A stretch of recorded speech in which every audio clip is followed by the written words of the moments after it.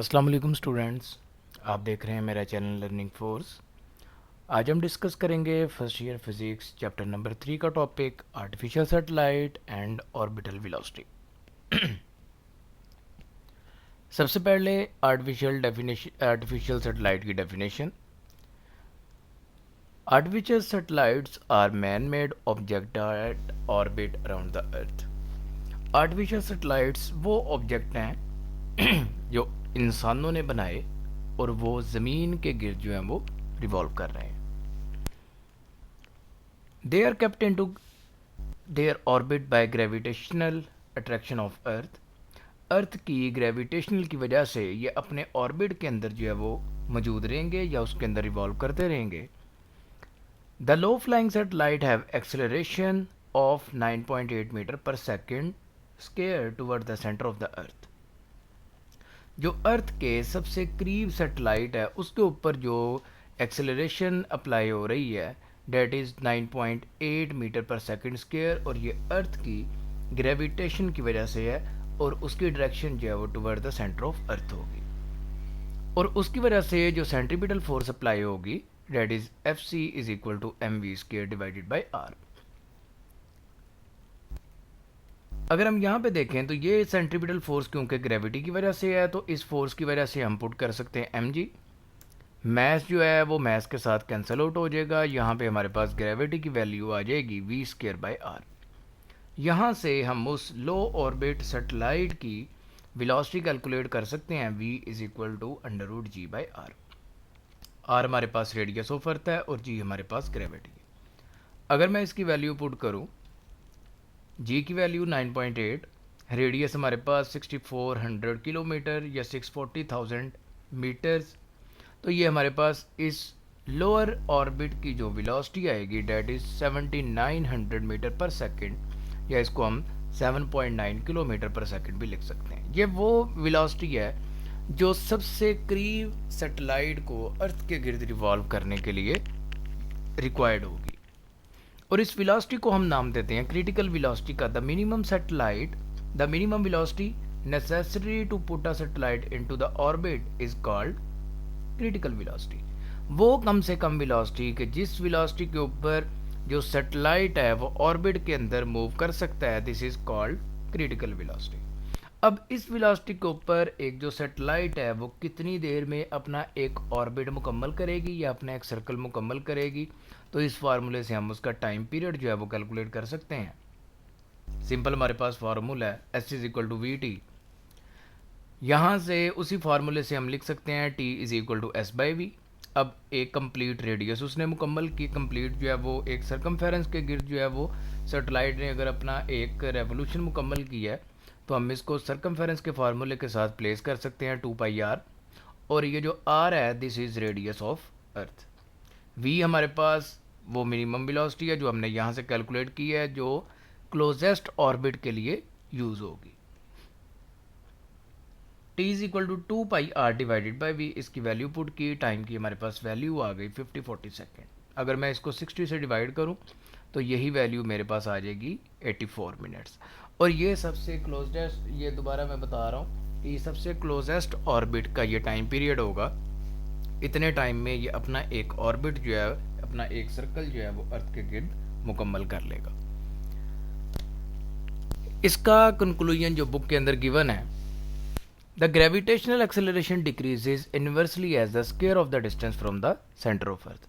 जैसे जैसे हम अर्थ के सेंटर से अवे मूव करते जाएंगे, जो अर्थ की ग्रेविटेशनल एक्सेलरेशन इसके ऊपर अप्लाई हो रही है जिसको हम जी का नाम देते हैं, which is equal to 9.8 metre per second square, तो इसकी वैल्यू डिक्रीज होती जाएगी।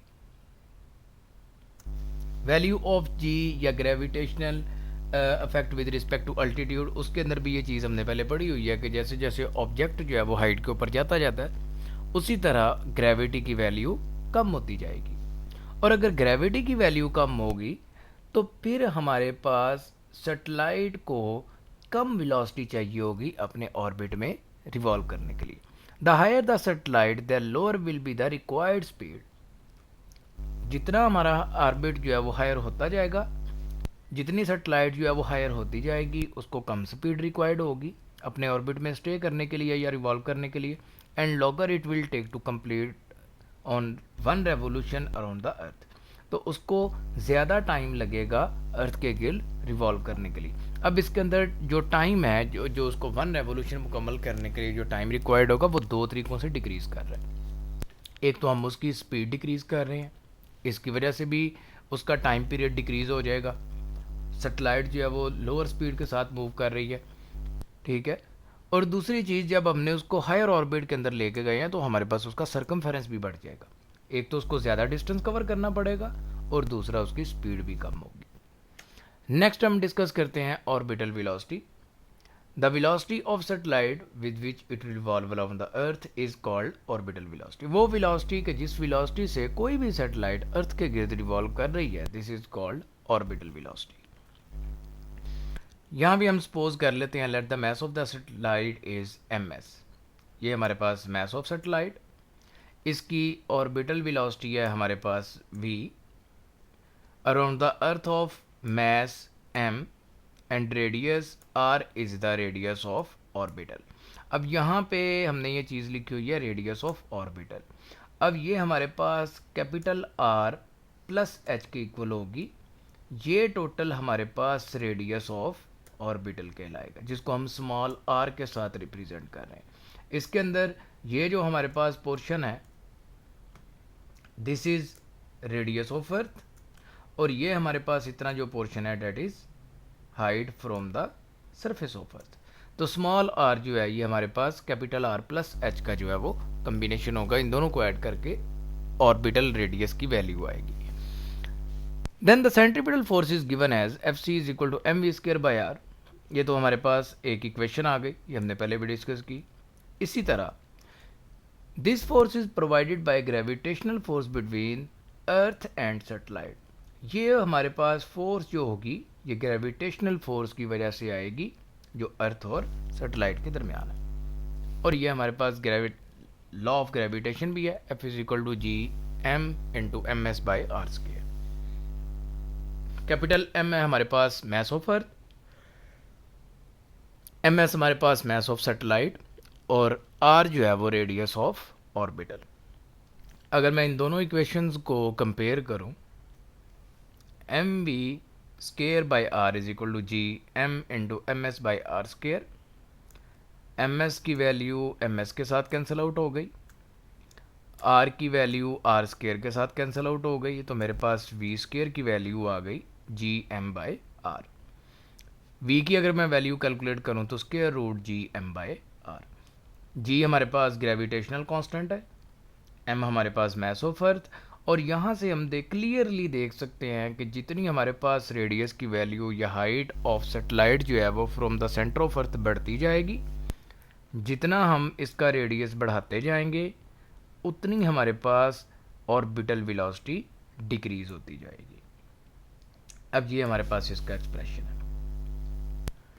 जी और एम क्योंकि हमारे पास कांस्टेंट है, अब वेलोसिटी जो है वो हमारे पास रेडियस के इन्वर्सली प्रोपोर्शनल है, इसके ऊपर डिपेंड कर रही है। The mass of satellite is not important. Satellite का मास उसकी वेलोसिटी के एस्पेक्ट से इम्पोर्टेंट नहीं है, क्योंकि यहाँ पे अगर हम देखें तो वेलोसिटी जो है वो इन्वर्सली प्रोपोर्शनल है उसके डिस्टेंस के। मास ऑफ सैटेलाइट के ऊपर इसकी वेलोसिटी डिपेंड नहीं कर रही। If the speed of satellite is less than orbital speed, it will not able to revolve around the earth and fell back to the earth. अगर सैटेलाइट की velocity इस orbital velocity से कम हो, अगर हम यहाँ से इसकी वैल्यू फाइंड करते हैं, फॉर एग्जांपल वो कोई भी वैल्यू आ जाती है 6 किलोमीटर पर सेकंड आ जाती है, फॉर एग्जांपल हम उसकी किसी स्पेसिफिक वैल्यू के ऊपर उसकी वेलोसिटी कैलकुलेट करते हैं, तो अगर सैटेलाइट की वैल्यू, सैटेलाइट की स्पीड इस ऑर्बिटल वेलोसिटी से कम होगी तो वो अपने ऑर्बिट में कभी भी रिवॉल्व नहीं कर सकती, बल्कि स्टेप बाय स्टेप अगर उसकी वेलोसिटी कम होगी तो वो टुवर्ड द अर्थ कुछ इस पाथ को फॉलो करते हुए अर्थ की तरफ